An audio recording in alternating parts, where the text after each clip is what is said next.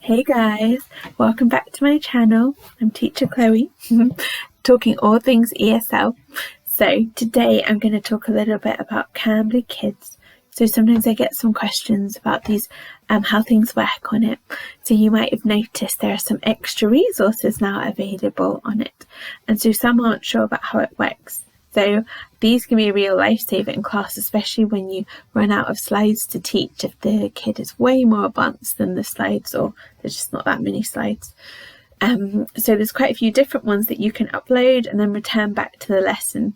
So I recorded me doing that in class and I'll just share that with you so you can see how it works.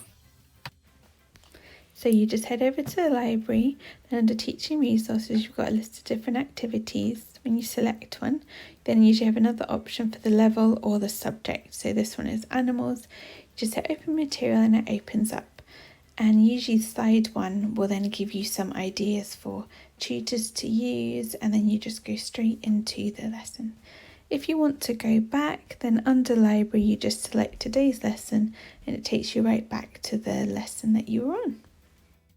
Okay, so I hope that was helpful. Just one little tip with using them as well would be to make sure that you also make a note in the student notes that which ones you have used, so you don't end up using them again.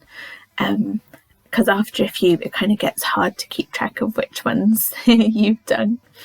So yeah, any comments please drop below, any questions, and don't forget to subscribe. Have a great day.